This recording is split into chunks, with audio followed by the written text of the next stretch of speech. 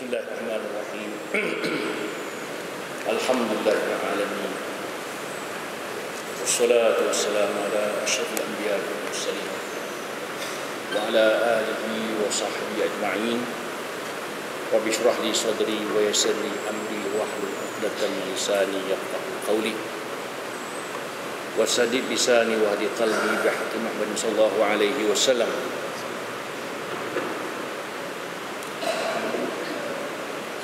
Subhanaka la ilma lana illa ma 'allamtana innaka antal alimul hakim. Yang berusaha saudara pengurusi majlis, pengurusi dan ahli tuan masjid,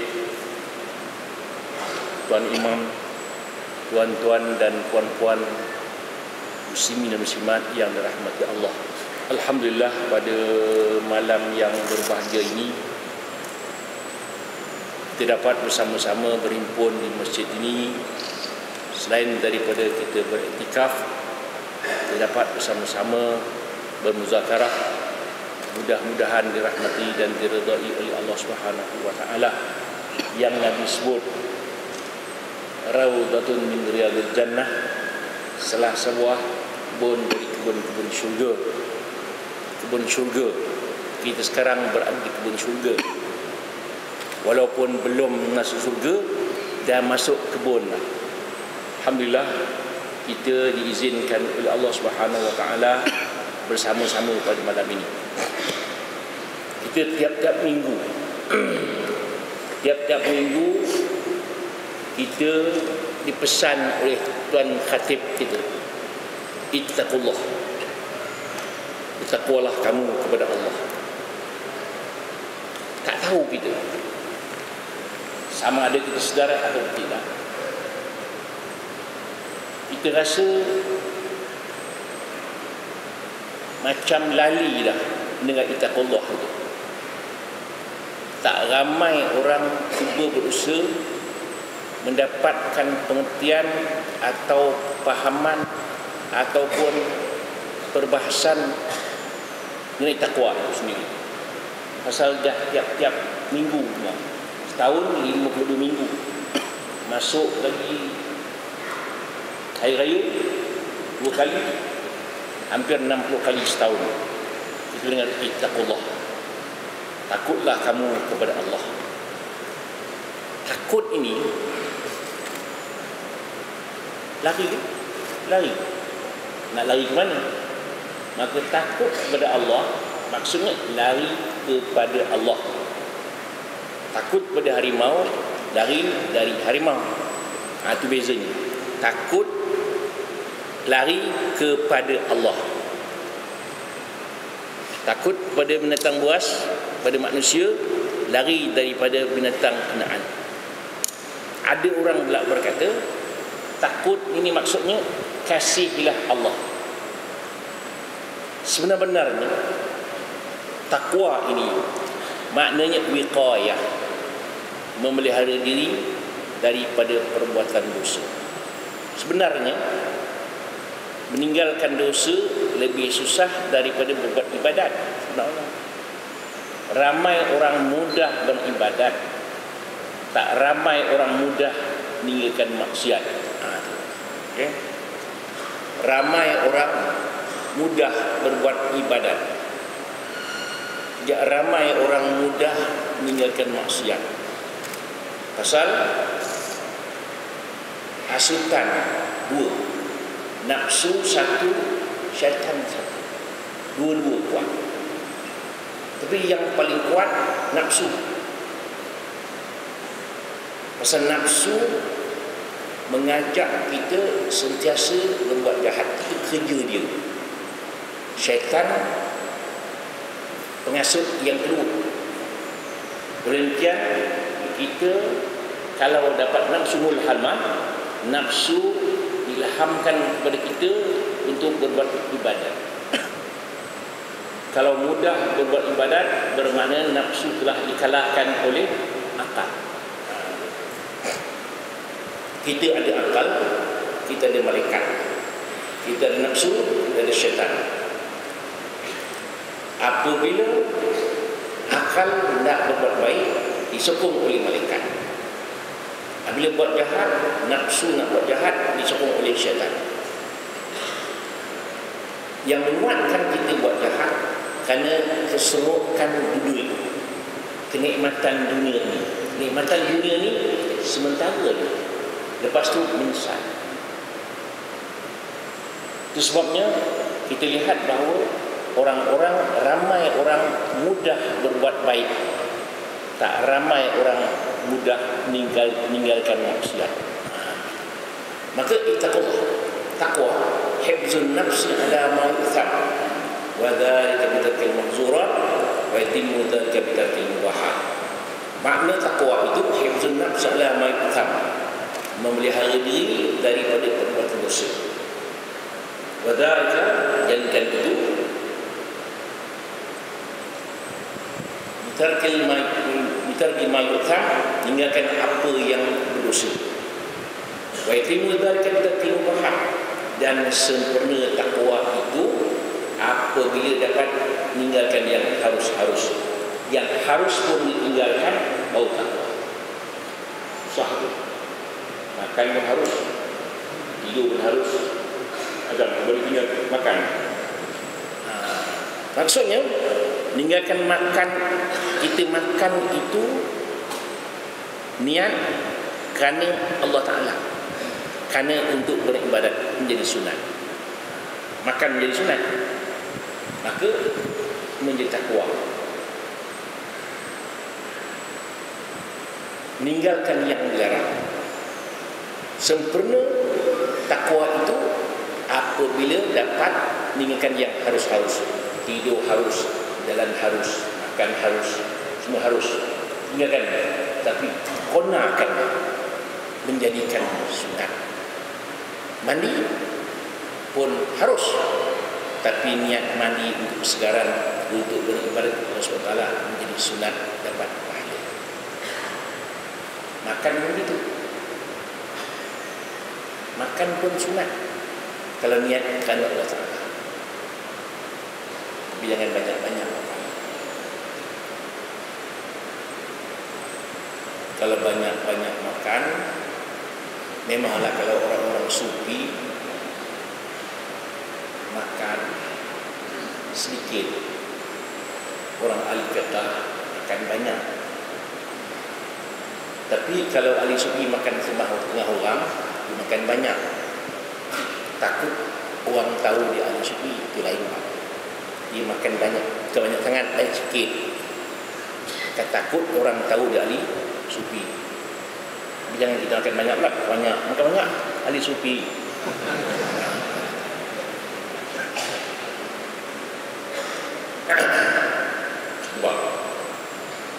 Firman Allah Subhanahu wa taala, wasari'u ila maghfiratin min rabbikum wa jannatin 'arduha as-samawati wal ardh uiddat lil muttaqin. Bersegeralah, cepat-cepatlah, jangan tangguh-tangguh untuk mendapat keampunan dari Tuhan dan syurga yang disediakan untuk orang-orang yang bertakwa. Tuhan pesan, cepat-cepat, jangan tangguh. Falyatanafasul munafisun, hendaklah bersegera. Wasabiqun bil khairat, bersegera. Fastabiqul khairat, hendaklah bersegera berkebaikan, jangan tangguh-tangguh. Yang kebaikan, ibadat, jangan tangguh. Kan Nabi pesan, "Tanim khamsan qawla khamsin", rampas 5 perkara sebelum berlakunya 5 perkara. Hidup sebelum mati. Sebelum mati, standby. Kalau saya kata, tuan-tuan sekalian, wahai tuan-tuan bakal jenazah sekalian, macam tak bimbang rasa bakal jenazah. Pasal kita masih lagi ada peluang untuk beribadat. Jangan tangguh sesaat pun. La tuakhir amal yaum ila al-ghad, jangan tangguh hari ini ke besok. Idza amsayta fala tanqis sabah, kalau kamu waktu petang, jangan tunggu pagi besok. Idza asbahta fala tantazir masa. Kalau kamu berada waktu petang, jangan tunggu pagi besok. Terang juga. Bersegera. Jangan tangguh masa yang tak ada. Masa dah tak cukup dah sebenarnya. Lebih-lebih masa sekarang. Sekarang ini masa pendek sangat. Terasa dah masa. Itu sebabnya akan datang, akan sampai masanya kita nanti setahun jadi sebulan. Perasaan tetap tak 365 hari. Perasaan kita sebulan kita rasa macam seminggu. Seminggu rasa satu hari, satu Jumaat. Satu hari akan rasa 1 jam. 1 jam akan rasa sekali 2 hari. 2 hari itu 1 jam. Perasaan sekejap.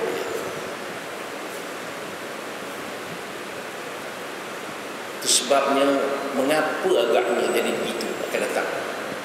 Mengapa setahun jadi sebulan. Sekejap dah sebulan. Sekarang dah rasa Nabi sebut tu betul tak?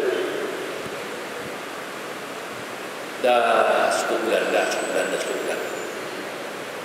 Pasal kita kurang beribadat. Kalau kita beribadat rasa lama. Kita baca Quran lepas maghrib, Isya, baca Quran tengok jam tak berapa jam. Itu rasa bulan Ramadan, kita rasa bulan Ramadan. Kan rasa lama tunggu nak buka puasa.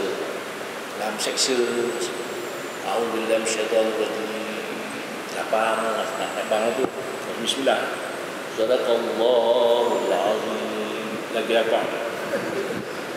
Dan ini lepas surah azim orang azan. Muzik pula dulu. Raka betul. Rasa lama. Tetapi kalau tengok televisyen, sekejap dah habis. Jadi sekarang ni masa dah tak ada, jangan tunggu. Yang muda sebelum tua. Jangan dah tua baru nak beramal. Masa muda-muda nak beramal. Jangan tua-tua baru nak start. Dah nak start, lumpuh. Apa nak kata? Nak start, pencin sok saya nak boleh beramal lah. Pencin, mati je sok. Tak sempat nak beramal. Jadi sekarang ni bersegera untuk mendapatkan keampunan dari Allah SWT. Jadi sekarang ni masa dah tak cukup. Dia suruh kita bersegera untuk minta ampun kepada Allah. Demikian kalau kita berdosa, lambat bertobat, dosa lagi satu. Ingat. Lambat bertobat, dosa melambatkan tobat itu. Satu dosa melambatkan tobat, dosa yang lain. Demikian bersegera bertobat itu hukumnya wajib. Yang kita rasa malas nak tobat lah, besok buat pula. Kena ingat, banyak orang muda-muda tak nak pergi Mekah. Pasal apa? Bisa balik buat pula. Dia lupa. Bimbang. Nanti balik besok tak sempat. Nak bawa dosa, kita belum mati. Sekarang ni masa dah tak cukup. Jadi artinya kita mesti kalau berdosa segera bertobat. Jangan tangguh. Itu sebabnya berbahagianya Nabi Adam, kerana ia menyesal. Ia mau bertobat. Ia mengaku buat silap. Rosaknya iblis kerana tidak menyesal, tidak mau bertobat, tidak mengaku bersalah. Kita mengaku bersalah. Kita mesti mengaku kita memang buat silap. Jangan takut. Ila mirabbikum wa jannatin, dan bersegera untuk mendapatkan syurga.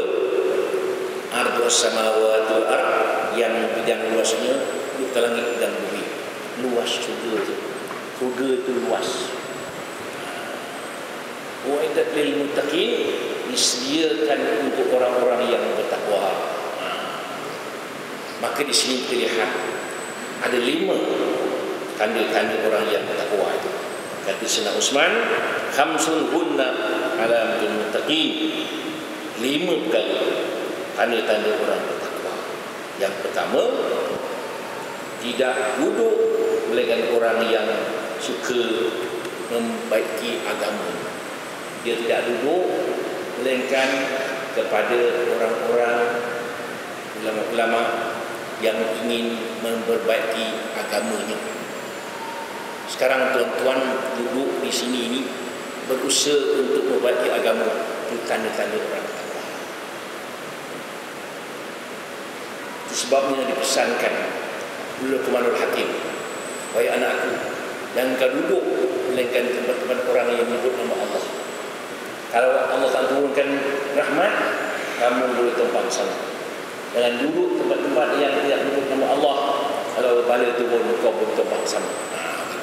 Sekarang ni kita duduk tempat-tempat yang boleh memperbaiki agama kita. Kita lihat bahawa ulama-ulama dulu mengajar di masjid-masjid. Orang merimpun duduk dari setempat jalan dari sempat-sempat. Kalau saya silap ada ulama di jalan sampai 1000 ulama di jalan 1000. Lihat bahawa usaha kita mesti ada. Yang silapnya kadang-kadang bila tuan-tuan guru mengajar, tuan guru bawa kitab, anak murid tak bawa kitab. Itu Islam. Dulu waktu saya mengaji dulu, saya bawa kitab, tuan guru saya tak bawa kitab kerana alim tuan guru itu. Sekarang sebalik pula, anak murid tak bawa kitab, tuan guru bawa kitab kerana alim anak murid. Itu kelebihan sekarang.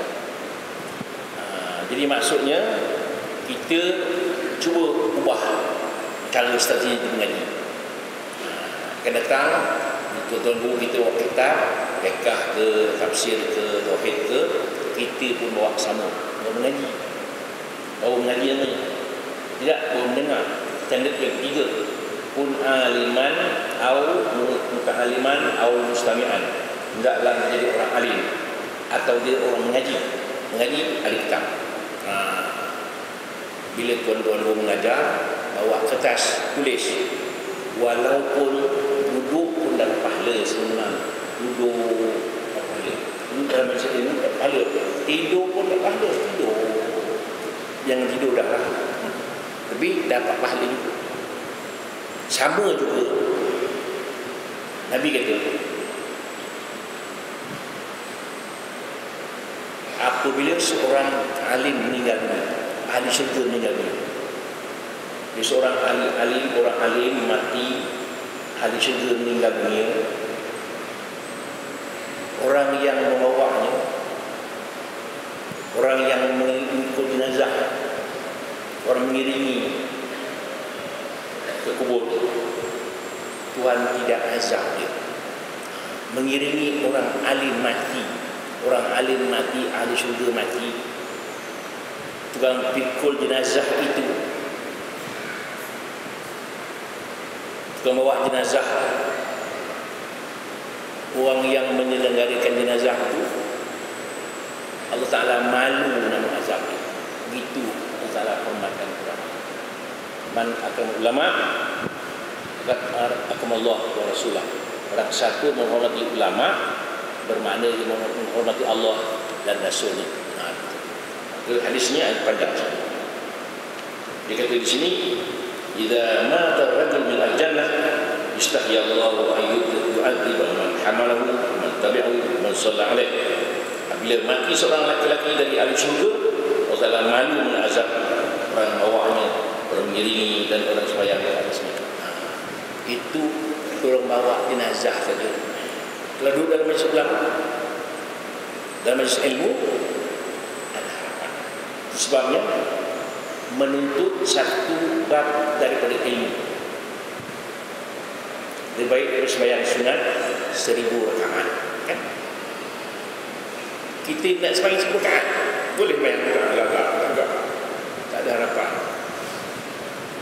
2 rakaat pun payah, 1000 rakaat duduk dalam majlis ilmu. Itu kelebihan-kelebihan dia Allah beri kepada kita. Itu yang pertama. Maknanya duduk dalam majlis ilmu. Kerana kita tahulah kita pekah ni, kita tua ni tak boleh baca seorang-seorang, mesti baca dengan guru. Kerana kitab orang alim tidak dipahami oleh orang alim juga. Kitab pekah, kitab tua-tua itu tak boleh kita belajar seorang-seorang, mesti melalui tuan guru. Kadang-kadang kita baca diharamkan makan keladi air, keladi haram. Perempuan pun tanya, kain baru beli keladi jadi tuan, dan anak-anaknya, anak-anak mana haram tak? Rupanya keledai. Rupanya keledai. Kita tua pula, tak ada koma-koma, nokta tak ada. Itu dulu ni orang silap baca, diharamkan makan keladi, tak ada tuan, punya keledai. Sama juga, hendaklah kita nanam jagung, pisang, kacang panjang terung, kan panjang terung, kacang panjang, barulah terung.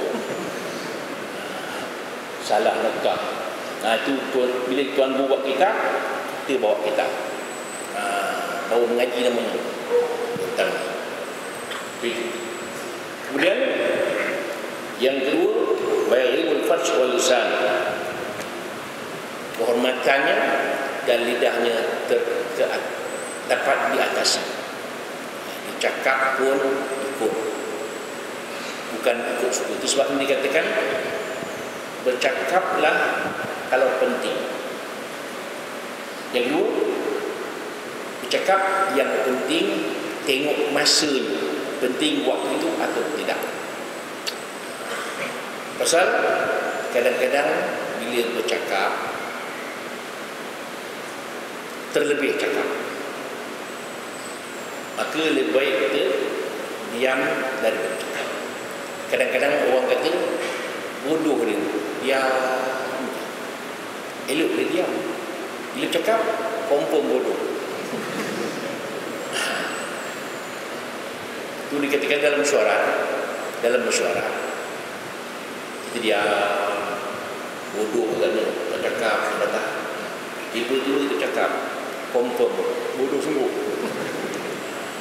Lebih baik tidak cakap. Lebih baik jangan cakap. Cakap kadang-kadang kita bercakap benda-benda yang tidak tahu, tak confirm. Orang kata pun jangan cakap. Orang kata, dia kata, dia ke belum tahu. Pasal perkataan kita itu akan disoal pada mahsyar nanti. Takut. Kita kadang-kadang kita lupa tiap-tiap perkataan yang dicakapkan itu akan disoal oleh Allah Subhanahu Wa Taala pada mahsyar. Jadi jangan cakap kalau tak confirm. Lebih selamat kita diam daripada cakap. Itu dia kata lebih baik diam ataupun jangan menyebut benda-benda yang tidak confirm. Kedua, yang ketiga, apabila ditimpa oleh sesuatu yang berat dari dunia, dianggap satu benda yang pahala besar. Kalau dia dapat kesenangan dunia ini, dia rasa macam pahala besar. Apabila menerima suatu benda yang besar, rezeki yang besar, dia rasa macam bala. Yelah, kita kadang-kadang bila dapat benda yang mudah, bila dapat benda, bila kita senang, selalu lupakan Allah Subhanahu Wa Taala. Dia anggap bala. Itu sebabnya kesyukuran kita kepada Allah Subhanahu Wa Taala ini kita dijaga sungguh. Memang di sini sebab ini tasawuf, kalau kita menerima sesuatu yang baik, Berbeza dengan kalau menerima yang susah. Kalau kita menerima yang susah, kita syukur kepada Allah Subhanahu Wa Taala. Menerima yang senang, kita rasa itu bukan pahala. Itu sebabnya apabila kita menerima kesenangan, anggap itu bukan itu pahala sempurna. Kerana ramai orang lupakan Allah Ta'ala apabila kita senang. Itu sebabnya kita dikatakan apabila kita senang, bila kita dapat kesenangan, kita standard anjing. Standard anjing apa? Apabila anjing mendapat kesenangan, kita kotik-kotik ekor. Kalau tak dapat, tidak digigitnya tuannya. Kita gitu. Apabila kita dapat senang, kita syukur. Dapat bala, kita bersabar. Okay. Sebenarnya itu standard anjingnya. Standard kita, apabila mendapat dapat bala bencana, kita syukur Allah Ta'ala. Pasal senang ingatkan Allah Ta'ala. Apabila kita menerima kesusahan, syukur Allah Ta'ala. Bila senang, diagih-agihkan pendapatan kita kepada orang lain. Bila kita dapat senang, diagih-agihkan pendapatan kita kepada orang lain. Bila kita bila hilang duit, suruh kampung tahu. Dapat duit, siapa pun tak tahu. Ya, dah dapat duit? Belum. Dah dapat? Belum. Dah dapat? Belum. Dah dapat? Dah habis dah.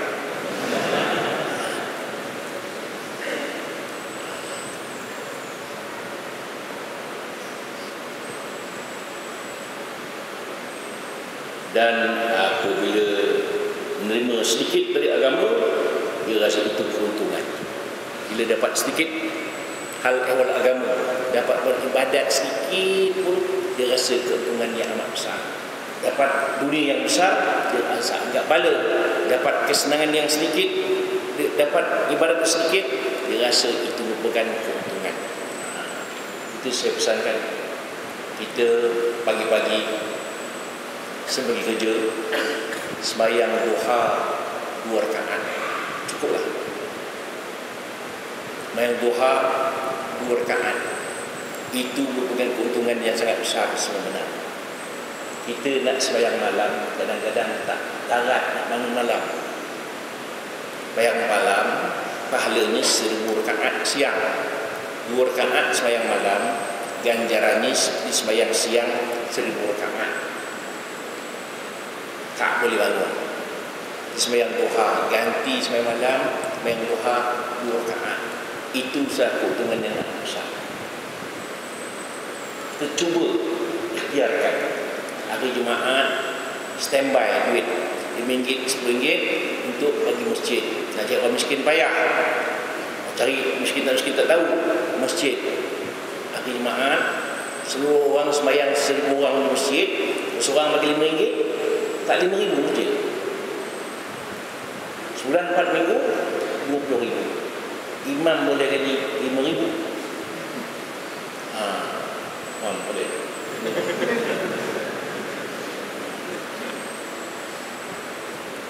Imam boleh gaji mahal sikit. Tapi kita kadang-kadang tong lalu. Ustaz nak bagi duit RM1, tidur pula. Tong lalu ngantuk. Tong lepas klik balik. Jadi maksudnya kita kena usaha sikit. Akan datang standby RM5. RM5 aja. Tak payah RM10, RM5. Tiap-tiap orang bawa RM5 ke masjid untuk aktiviti masjid. Bagi lampu, air, tunggu nak mengajar, bagi elang lebih sikit. Canggih. Maksudnya saya tengok di Belanda. Saya tanya imam Belanda tu gaji berapa?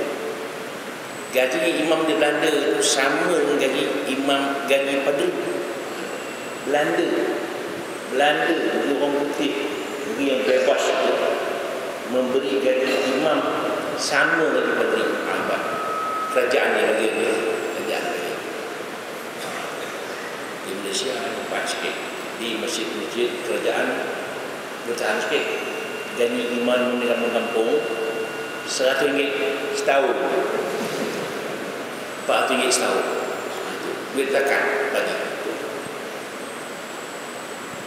imam tua-tua sembahyang slow, tak larat imam tu. Pasal apa? Gaji sikit.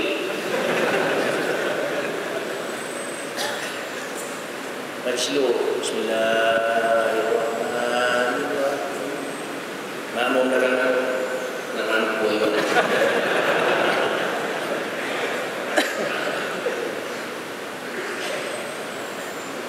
Ada pesan akan datang bila hari Jumaat bawa duit tiap-tiap minggu RM5.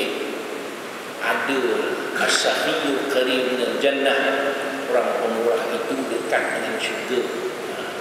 Dekat dengan syurga. Itu sebabnya orang bermimpi bertemu Syekh Abdul Khadir Jalani. Bukan. Jumpa garang kitab Ihya Ulumuddin kan Imam Ghazali bermimpi, apakah balasan Allah Ta'ala terhadap apa sebab balasan Allah Ta'ala memang hebat, anugerah Ta'ala memang hebat. Apa sebab? Sebab pada story aku menulis, tiba-tiba lalat hinggap dekat pen, biarkan aja. Sedekah berlalat itu pun Allah Ta'ala anugerahkan, anugerah yang sangat tinggi. Sedekah kedua orang, Imam Shibli, dia Tuhan bagi anugerah yang hebat-hebat pasal kena memberi kucing makan. Beri kucing makan. Tuhan bagi anugerah dia dengan anugerah yang sangat tinggi. Bagaimana kalau kita bagi orang duit pula? Bagaimana kalau kita bagi masjid duit pula? Mengapa susah sangat nak bagi duit masjid? Susah sangat pasal apa? Pasal tak standby di rumah. Tung lalu susah nak ambil duit, susah. Masa itulah mengantuk. Yang pesan tuan, kita jadikan diri kita orang yang pemurah. Pasal Allah Ta'ala sayang orang yang pemurah walaupun orang jahil. Allah Ta'ala marah orang yang dekut walaupun alim.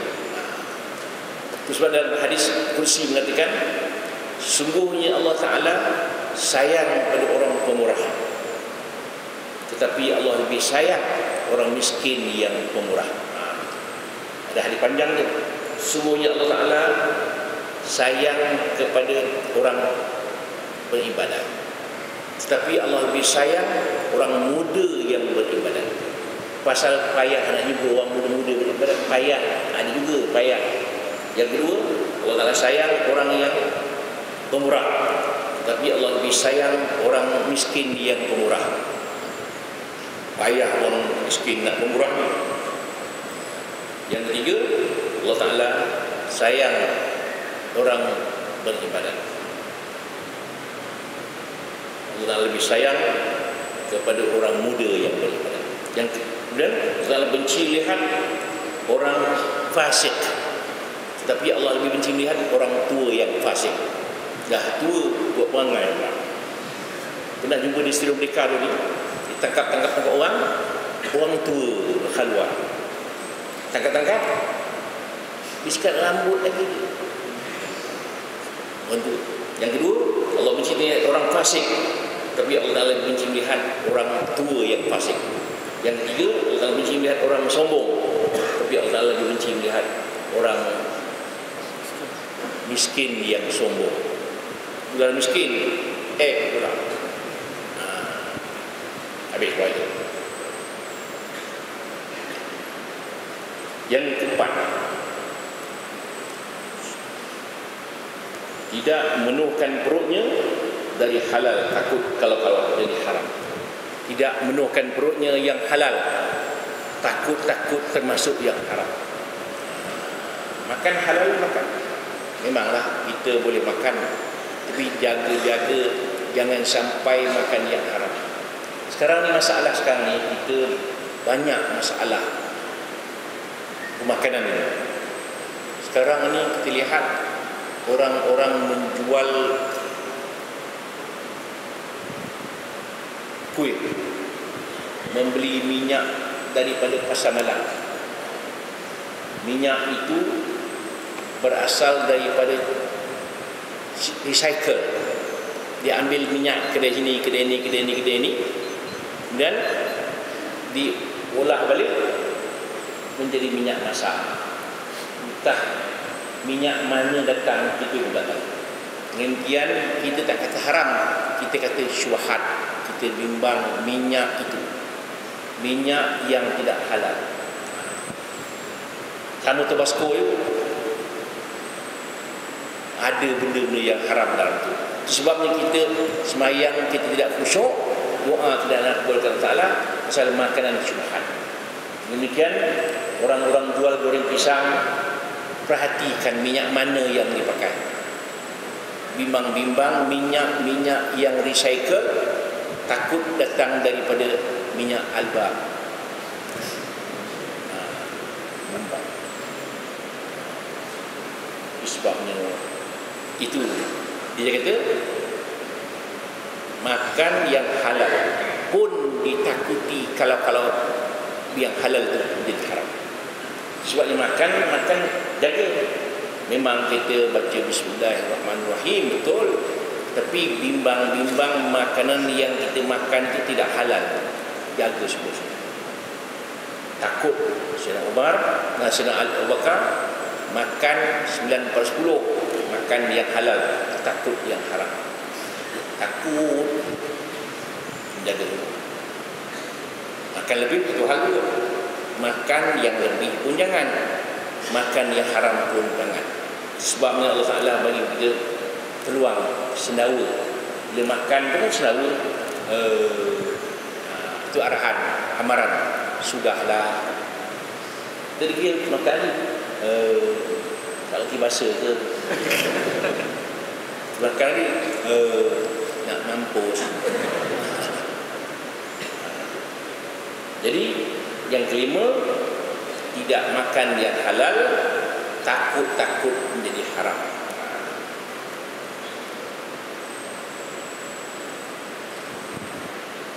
Yang seterusnya, ia merhatikan manusia semuanya telah terlepas dari neraka. Dia bilang dia telah binasa. Dia memandang orang lain, rasa orang lain tu selamat dari balasan Allah Ta'ala. Dia rasa diri kita, dia tidak sama. Sentiasa kita memandang orang lain berbahagia, orang lain terlepas dari siksa neraka, kita rasa aku ni tadi mana, rasa gitu. Bimbang-bimbang kita ini tak selamat dari balasan Allah Ta'ala. Kita begitu. Mana orang lain mulia belaka, mana kita ni hina. Kita mana orang lain kita hina. Kita mana orang lain selamat dari balasan neraka, mana diri sendiri aku ni binasa kan. Itu dunia. Kita bimbang-bimbang, kalau aku disesa oleh Allah Ta'ala, bagaimana agaknya. Itu sebabnya kalau kita tidur ramai, bangun, orang lain dah bangun dah, aku seorang belum bangun. Kan begitu. Nengok, tak bangun-bangun, aku seorang bangun. Kita rasa orang lain dah bangun dah, dia tidur ramai-ramai gitu. Kita bangun, orang lain tidur. Kita rasa baru orang lain sudah bangun, dah tidur balik semula. Saya ni belum bangun-bangun ni. Kan begitu. Memandang orang lain lebih mulia daripada kita. Itu sebabnya memandang kucing lebih mulia daripada kita. Memandang katak lebih mulia daripada kita. Pasal katak itu kalau mati katak, tak kena seksa. Memandang orang tua-tua tu dah beramal lama, lebih mulia daripada saya. Saya muda lagi. Mana orang muda pula, orang muda itu kalau buat dosa pun kecil dosanya, saya dah tua, saya beramal tak banyak. Mana orang Cina pula? Cina itu kalau masuk Islam hari ini, mati hari ini, masuk surga dia kafir, tiba-tiba masuk Islam dia pun mati, masuk surga dia, dosa tak ada. Itu sebab kita boleh jumpa Cina kafir, tak boleh. Jangan sekali-kali tuan jumpa Cina kafir masuk neraka, tak boleh. Satu orang sahabat namanya Hanzalah kahwin malam itu subuh-subuh ramai orang perang, dia terjun pergi perang terus, mati dia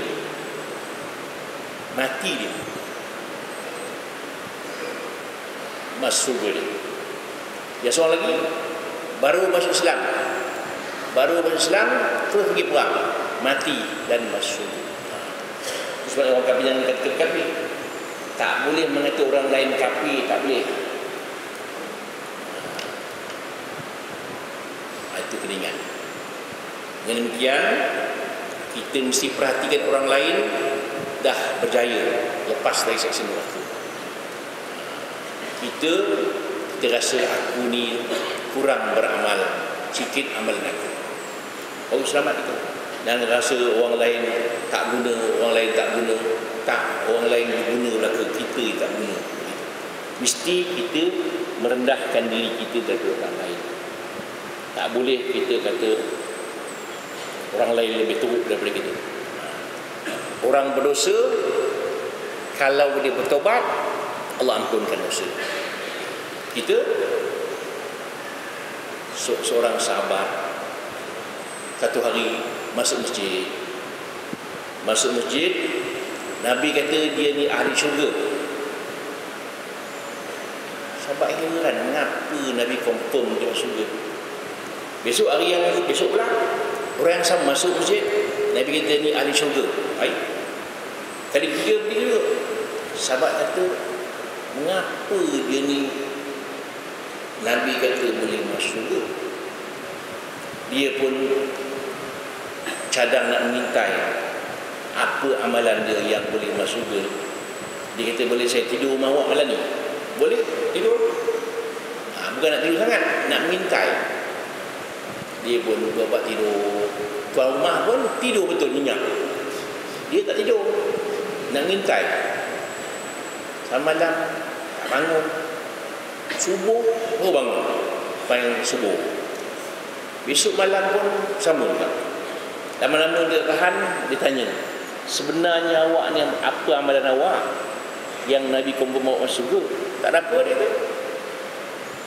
Saya sembahyang subuh saja, tak bangun malam pun, tetapi saya tidak pernah mengganggu orang, tidak pernah mengata orang, tidak pernah mengumpat orang. Itu dia ahli syurga. Kita sembahyang malam saja, mengumpat pun tahan dulu. Maknanya nisbah dosa kita kepada manusia kena jaga. Nak mudah masuk syurga ni. Memang Nabi kata, seorang sahabat kata, ya Rasulullah, inni salaitul maktubat wa sumtu ramadan wa ahlaltul halal wa haramtul haram wa lam azid ala dhalika sya'na adkhul jannah wa lana. Ya Rasulullah, saya ni sembahyang waktu cukup, puasa pun cukup, yang halal halal, yang haram haram, saya tak tambah sedikit pun selepas daripada itu, saya boleh masuk syurga lah. Nabi kita masuk. Itu cukup sembahyang waktu, tak sembahyang sunat pun tak apa. Tetapi yang lain dia tak buat, confirm dia masuk syurga. Tapi jangan tuan-tuan buat betul pula, tak sembahyang sunat pula. Sembahyang sunat bukan sunat. Sebabnya barang siapa yang sembahyang sunat satu hari 12 rakaat, 10 rakaat, 12 rakaat dia ahli syurga. Tapi sembahyang fardu kena buat dengan sunat juga. Barang siapa baca ayat kursi lepas solat, dia ahli syurga. Barang siapa baca subhanallah 33 kali, alhamdulillah 33 kali, Allah 33 kali, dia akan menjadi ahli syurga. Banyak jalan-jalan untuk ahli syurga. Tapi jangan subhanallah. Sembahyang ini dah syurga ni. banyak jalan-jalan ke ahli syurga.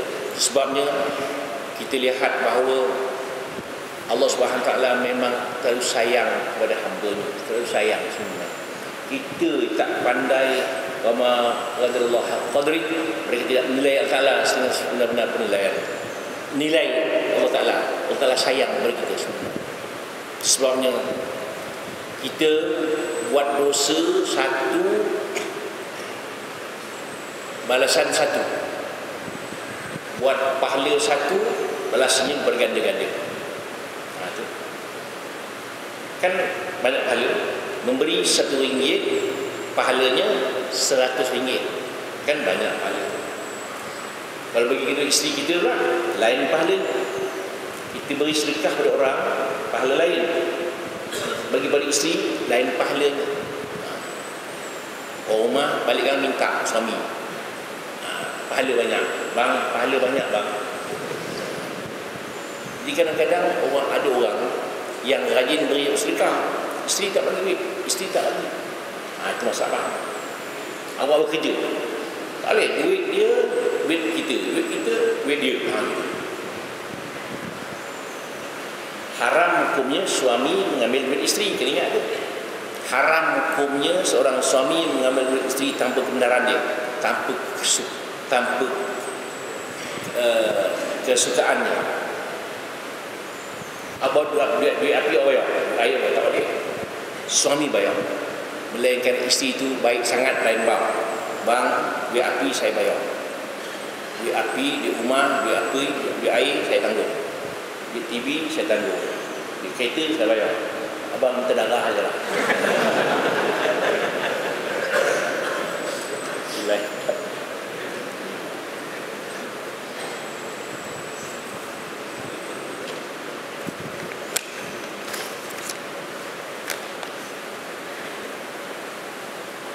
Walau bagaimanapun dikatakan dalam kitab Zabur, orang-orang berakal yang sempurna tidak akan tinggal melainkan 4 masa.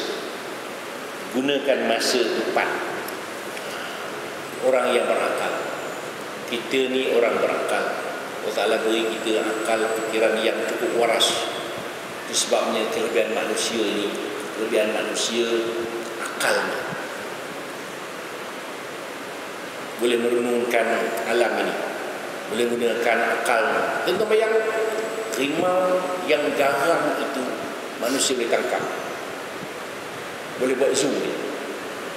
Garang rimau dengan akal manusia boleh tangkap dia, boleh buat zoom. Boleh rimau buat zoom lah kita, tangkap kita, buat zoom lah kita. Rimau jodoket lah.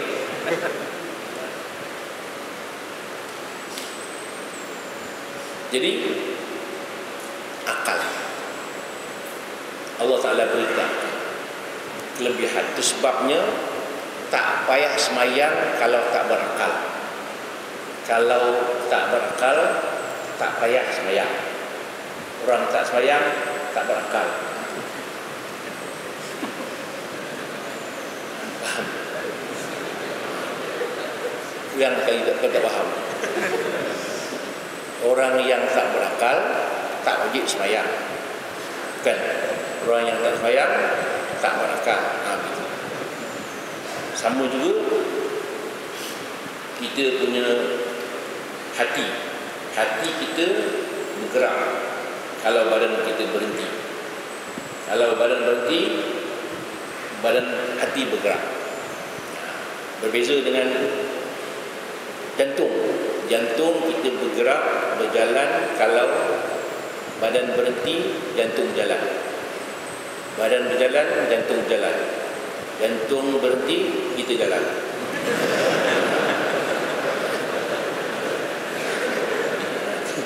Lain. Okay. Akal begitu juga. Akal lain. Jadi kita orang berakal ni ada 4 masa ni. Yang pertama digunakan untuk bermunajat Allah SWT. Yang pertama orang berakal gunakan masa untuk bermunajat. Ada masa untuk bermunajat. Jangan termenung bermunajat. Bermunajat ni bermakna berbisik. Berbisik bermakna beribadat, mengadu hal Allah Subhanahu Wa Taala, mengadu hal. Pertama sekali mengadu masalah-masalah yang kita hadapi sekarang ni. Takut-takut kalau sekali diseksa Allah Taala di padang mahsyar, bimbang. Tu bangun malam tu. Bangun malam takut diseksa Allah Taala di padang di kubur, bimbang.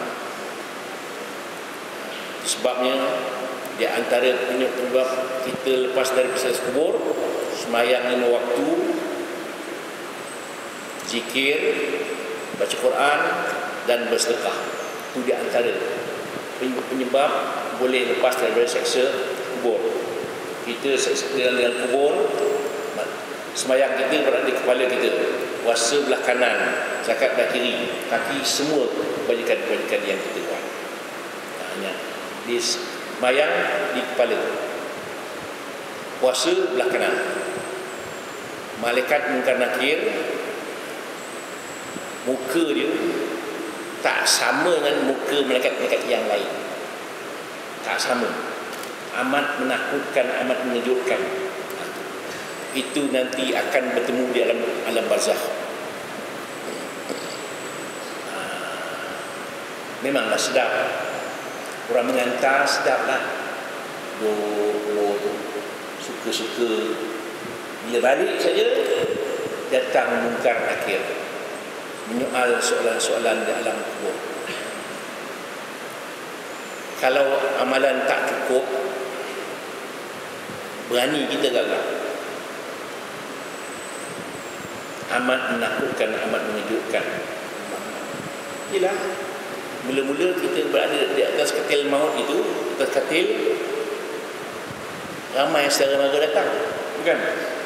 Tak lama nak mandi, balik separuh. Tak lama nak dikapankan, balik separuh. Tak lama sembayangkan, balik separuh. Tak lama hantar kubur, balik semua. Tak ada yang tinggal. Isteri paling sayang suami, tak nak balik dia. Tak nak balik. Dahlah, yang meninggal macam mana. Tak nak. Tunggulah, balik dia. Action dia. Itu sebabnya berlaku di satu ketika dulu, seorang perempuan telefon saya, Ustaz, ada soalan. Apa soalannya? Seorang isteri meninggal suami, dia bersumpah tak nak kahwin lagi. Kemudian baru orang pinang dia, Ustaz, boleh terima tak? Saya kata lain kali bila mati suami jangan bersumpah, berdoa aja, inna lillahi wa inna ilaihi raji'un, Allahumma khluf li khairan minhu. Maksudnya, ya Allah, gantikan aku suami yang baru yang lebih canggih lagi. Jangan bersumpah. Sama juga seorang lelaki-lelaki, isterinya meninggal, hari jauh kubur. Sayang hari jauh. Dia dah dulu dipesan, kalau saya meninggal bang, abang akan kahwin. Melainkan dah tumbuh rumput, abang kahwin dah. Dia 2 hari tu.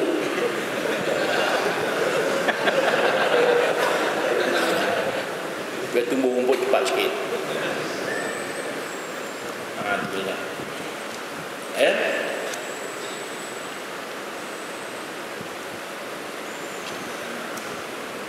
Itu yang pertama, tentang bermunajat. Yang gunakan masa untuk bermunajat. Yang kedua, muhasabah diri. Merenungkan, aku dalam dunia ni sudah 50 tahun dah. Banyak mana amalan yang telah kuat. Banyak mana amalan yang telah kuat, banyak mana dosa yang telah kuat. Banyak mana sains sunat yang telah kuat. Sains sunat ni kadang-kadang saya heran bahawa tiap-tiap kali hari Jumaat, Assalamualaikum, orang balik. Sedangkan sembahyang sunat lepas Jumaat menyebut akad. Sebelum Jumaat tidak berakad. Ramai orang yang sembahyang sunat sebelum Jumaat, lepas Jumaat tidak sembahyang. Tukar. Sembahyang sunat sebelum Jumaat pun kita buat, lepas Jumaat pun kita buat. Nak cepat bagaimanapun, kita sembahyang sunat dulu sebelum berdoa akad. Mazhab Syafi'i mengatakan bahawa sunat kita berwirid dulu sebelum sembahyang sunat. Mazhab Hanafi sembahyang sunat dulu belum wirid. Tak Okeylah mana pun. Yang penting jangan tinggal sembahyang sunat lepas Jumaat. Jangan tinggalkan sembahyang sunat lepas Jumaat. Apa salah sembahyang sunat 2 rakaat? Nak ke mana? Memang betul lah. Kita ada hal sembahyang sunat 2 rakaat. Kita watazawwadu fa inna khairaz zadi taqwa. Berbekallah sebaik-baik bekal bertakwa kepada Allah SWT. Bekal. Jangan tinggal sembahyang sunat. Itu sebabnya kita satu hari kita sembahyang sunat 10 rakaat. Sebelum subuh 2 rakaat. Kita sampai masjid, orang dah sembahyang fardu dah.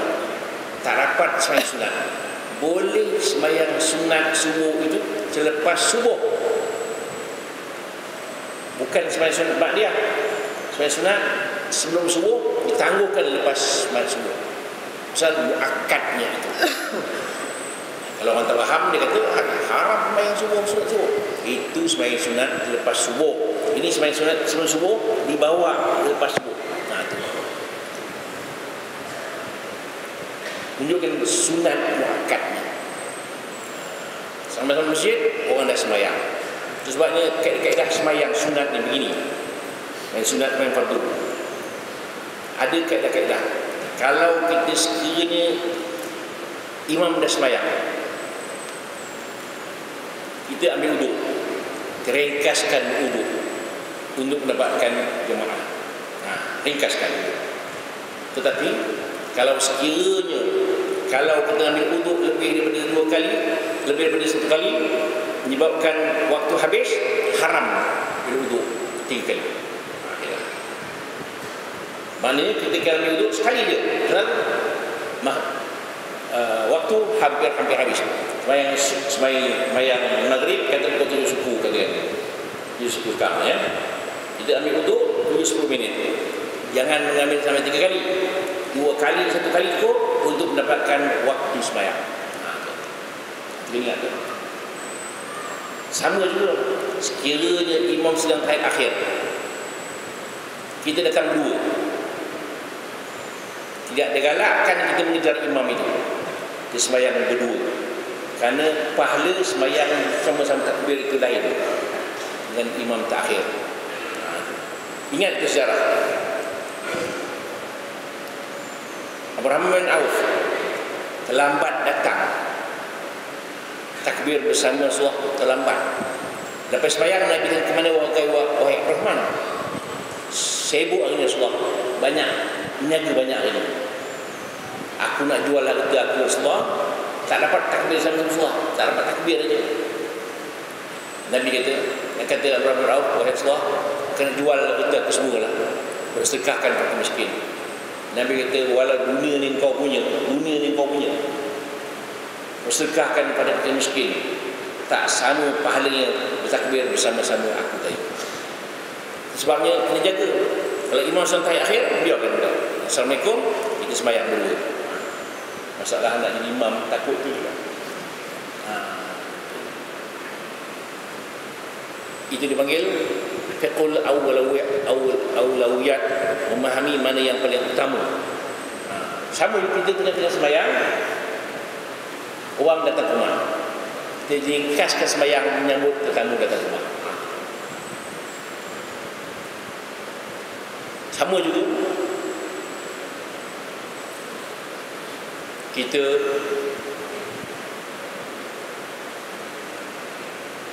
sembahyang fardu, kita rukuk, ada orang sedang bekerja, kita berhenti rukuk lama sikit, nunggu makmum masuk. Nunggu makmum masuk, kita Allahu Akbar, kita tunggu sekejap. Sunat nunggu. InsyaAllah, alhamdulillah, dapat dia rukuk bersama-sama kita. Kita memahami mana yang lebih utama.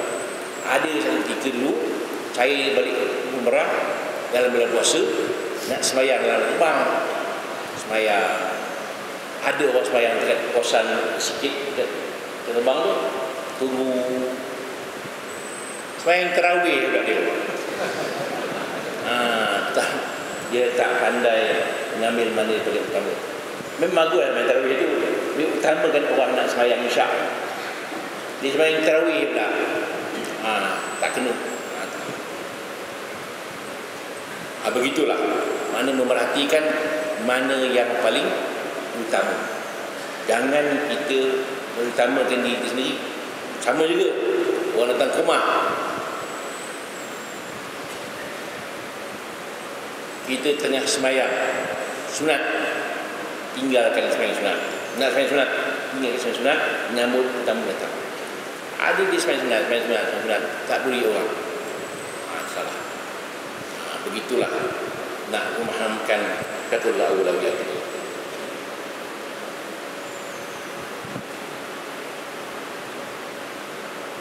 Yang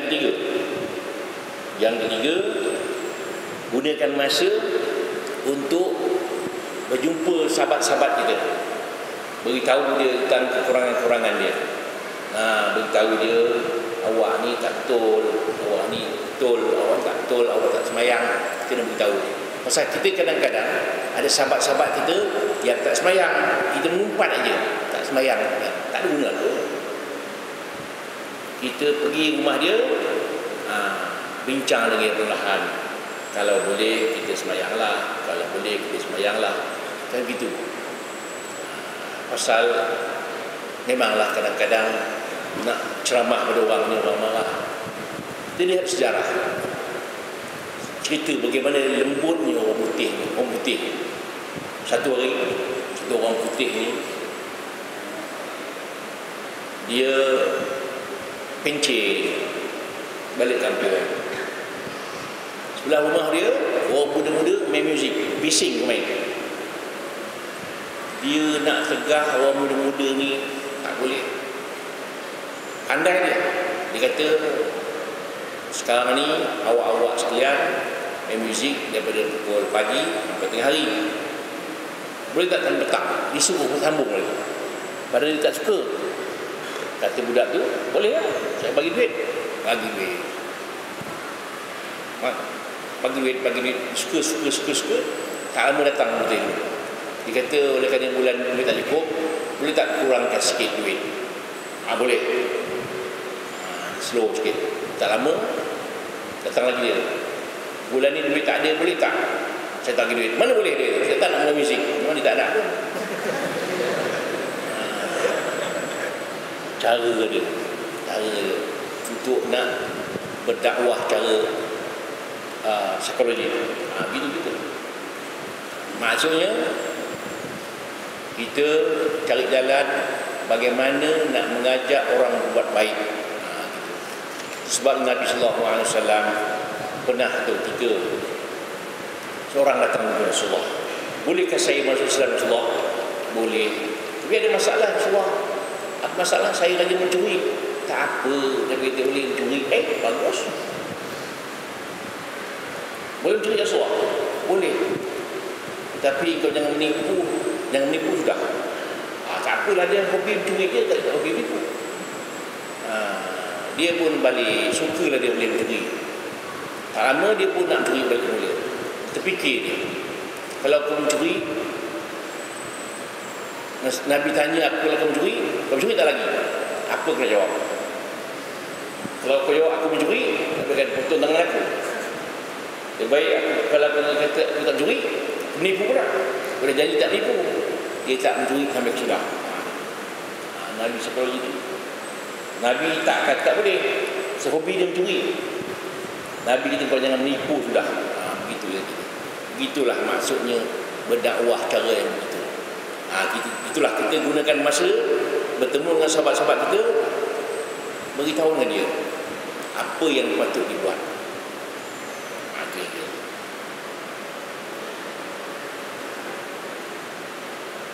Dan yang akhir sekali, gunakan masa untuk kesenangan diri sendiri. Untuk kesenangan diri sendiri, tidak ganggu orang. Itu sebabnya 5 perkara ini digunakan masa untuk tujuan kelepasan kita dunia dan akhirat. Bahawa begitulah tuan-tuan dan puan sekalian,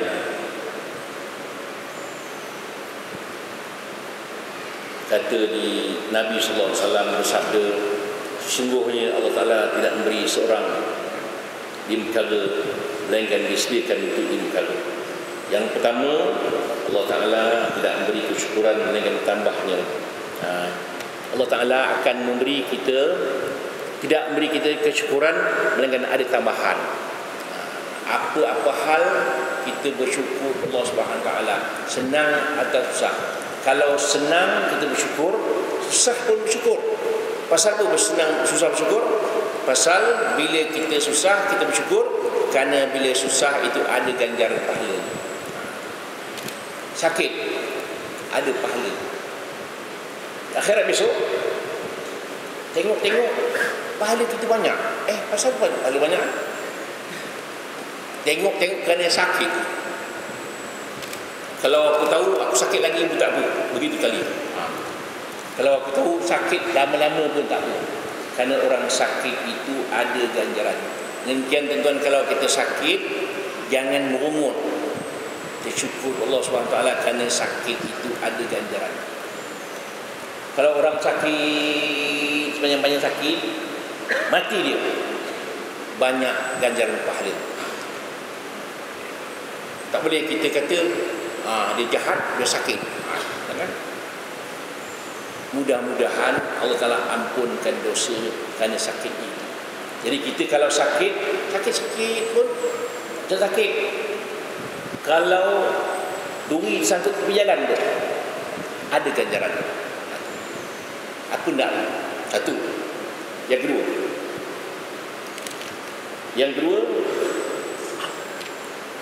Allah Ta'ala dia memberi kita doa, melainkan dah siaplah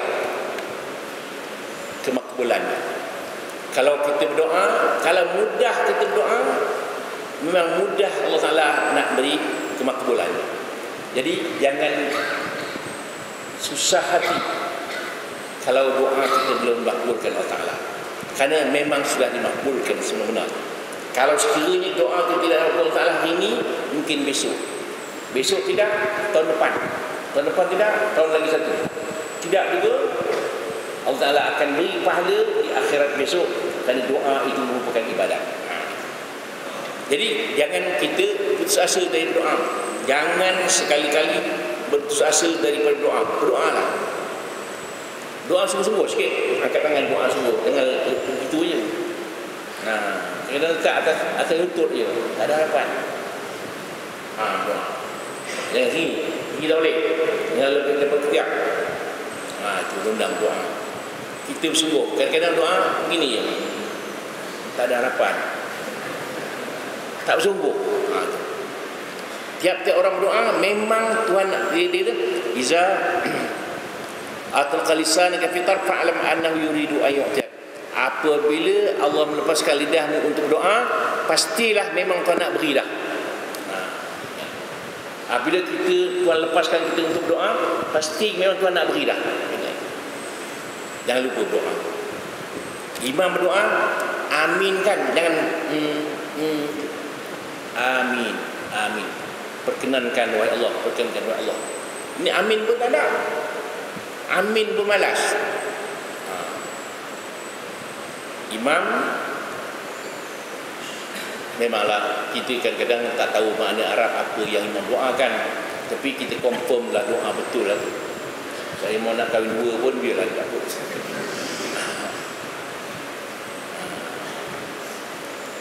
Itu saya selalu pesankan. Kadang-kadang kita doa ni eloklah tahu maknanya. Doa-doa yang kita baca, tanya ustaz kita apa makna doa yang kita baca tu. Kadang-kadang kita tak tahu. Macam doa main tarawih lah. Main tarawih tu doa Allahumma ja'alna bil imani kamilin, minta iman yang sempurna. Ujungnya haurin ainin muzawwijin, minta kahwin nak bidadari. Tak kahwin nak bidadari, mungkin tak malu. Minta kahwin nak bidadari, sembahyang sampai laju. Perempuan tak tahu mana dia pun amin juga. Sial perempuan. Kita tahu, sekurang saya pesankan doa-doa yang tuan-tuan baca itu, walau pendek pun tak apa, tanya tuan-tuan guru apa makna doa yang kita baca. Sangat.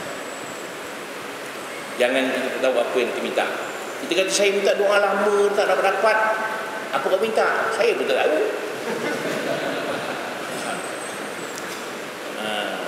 Tanya. Itu saya kata dulu. Minta Pak Imam Mayang Hajar.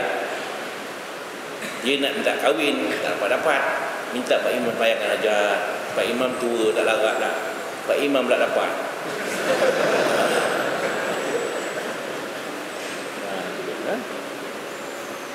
Itu doa. Kemudian tiap-tiap orang beristighfar, confirm Allah ampunkan dosa. Jadi kita jangan putus asa dari pendapat keampunan Allah Subhanahu Wa Taala. Macam satu hari seorang sahabat bertanya Rasulullah sallallahu alaihi wasallam, ya Rasulullah, binasa aku ya Rasulullah. Pasal apa dosa aku berat dengan Rasulullah? Apakah dosamu lebih berat dari langit dan bumi? Lebih berat dari batu ya Rasulullah? Apakah dosamu itu lebih berat dari rahmat Allah Ta'ala? Tidak ya Rasulullah. Apa dosamu? Dosa saya rajin mencuri kain kapan orang, pantang orang mati, saya gali, saya curi, saya jual kain kapan. Satu hari saya gali kubur anak dara, saya jual kain kapan. Saya bermimpi malam itu, sampai hati engkau meninggalkan aku bertemu Allah Ta'ala dan tanjang bogil. Peranjat aku Rasulullah. Apakah Allah Ta'ala ampunkan dosa aku? Tapi Allah Ta'ala tak ampun, Allah Ta'ala takkan ampun dosa engkau. Balik dia berdoa, ya Allah Tuhanku, betul-betul sekiranya engkau tak ampunkan dosa aku ya Allah, turunkan api langit dia makan aku, tak apa. Tapi kalau sekiranya engkau ampunkan dosa aku ya Rasulullah, wahai Allah, sampaikan wahyu Rasulullah sallallahu alaihi wasallam, menyampaikan kepada aku sampai wahyu mengatakan Allah Ta'ala ampunkan dosa. Maknanya ada. Sama juga satu hari dua orang adik-beradik. Adik jahat, abang baik. Adik nak tobat. Abangnya kata, tak usahlah, kau masuk neraka, kau akan masuk neraka. Dikumpulkan antara adik orang masyarakat itu. Adiknya tadi yang dikata masuk neraka, masuk syurga. Abangnya masuk neraka. Pasal pandai-pandai mendahului Allah Subhanahu Wa Taala. Dia kata Allah Ta'ala tak ampunkan dosanya, sedangkan Allah Ta'ala maha luas rahmatnya, Allah Ta'ala ampunkan dosa. Itu saya pesan awal-awal tadi, jangan mengatakan orang lain Allah Ta'ala akan ampun dosa. Dengan demikianlah kita harap mudah-mudahan kita termasuk golongan orang yang ampun Allah Subhanahu Wa Taala.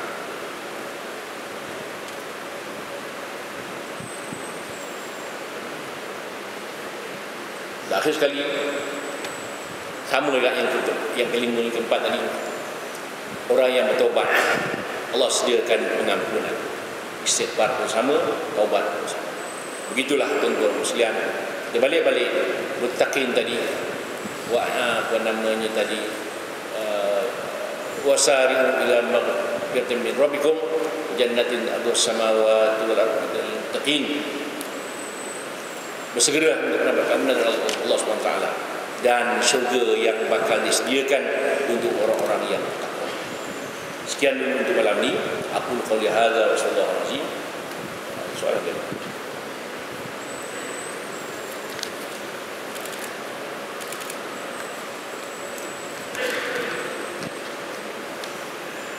Macam salat sunat selepas Jumaat, boleh tak kita buat pada waktu lain?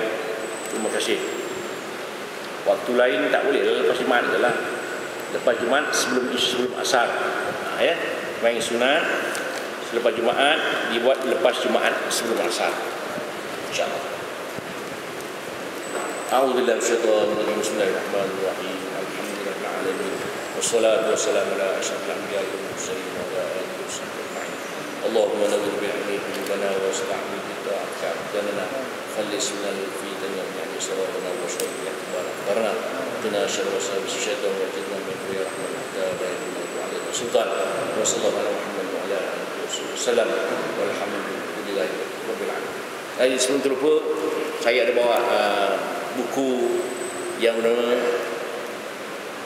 Al-Quran Penyembuh Penyakit dan Penanggal Musibah. Ya, RM16 saja, murah. Ya. Wallahu a'lam. Assalamualaikum.